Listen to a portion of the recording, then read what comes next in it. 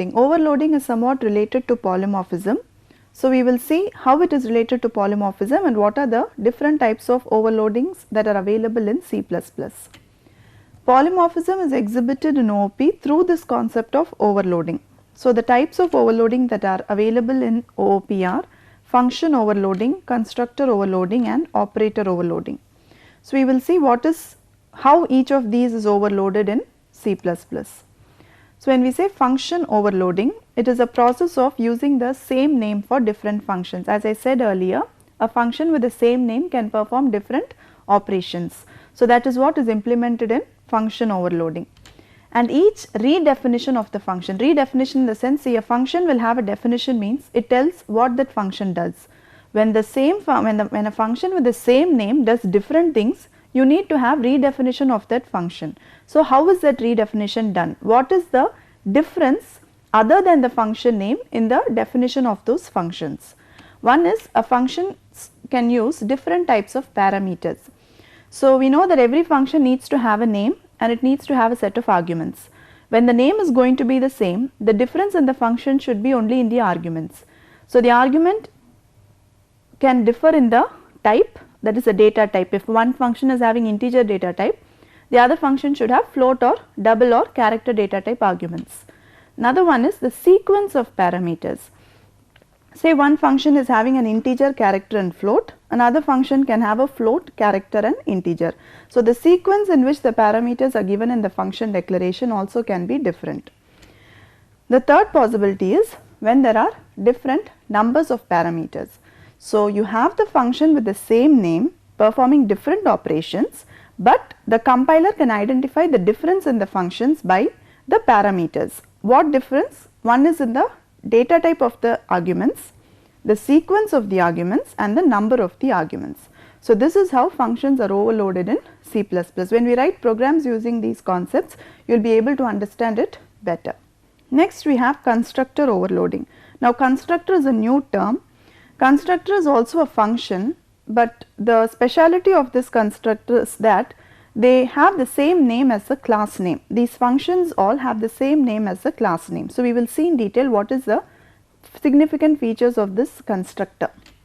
They are special functions that perform the role of initialization. So, constructors are special functions which perform a special task. All constructors can do only one task. They can initialize the values for the data that are defined in the classes. As I said, a class can have data and functions. So, when you give values to those data, it is called initialization. That is normally done in constructor function. They have the same name as the class name. Secondly, all constructors should have the same name as the class name. So, this is bringing the constructors to the same point of functions. When all constructors have the same name, how are we going to differentiate on the operations that are to be performed by the constructors? Constructors are differentiated again based on the same three features: the type of parameters, the number of parameters and the sequence of parameters. So, even constructors are like functions, but there are two differences in them. Constructors should have the same name as a class name and they only perform the role of initialization. They cannot do any other work. They can only initialize values for the data. In addition to that, they can have parameters. They can be without parameters also. So, the way to differentiate among constructors is again only using parameters, the number, the data type and the sequence in which they are arranged. The third type is operator overloading. So, we saw function overloading, constructor overloading and now it is operator overloading. So, operators are the general operators that we have already seen in C and that we will be seeing now in C++ also. They provide additional meaning to the normal C++ operators when they are applied to user defined data types.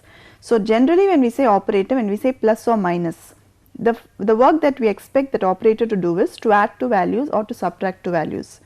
When that operator is able to do something more than that, it is called an additional work. That operator is carrying some additional meaning. So, when we are able to give some additional meaning to the existing operators in C++ to do user defined operations, it is called operator overloading. You are making that operator do more work than it is expected to do. An operator is expected to do only what it indicates, either addition or subtraction or division or multiplication, whatever the case may be. But you are making that operator do more work than it is expected to. So, that is you are overloading that operator. Only a predefined set of operators can be overloaded. That is to be noted, all operators cannot be overloaded in C++. Both unary and binary operators can be overloaded. So, among the predefined set of operators, you have both unary and binary which can be overloaded to perform additional tasks. So, this is the concept of overloading and how polymorphism is implemented using this overloading concept. In overloading, you have function, constructor and operator overloading. Now, we will see each of these in detail when we are studying the concepts of C++.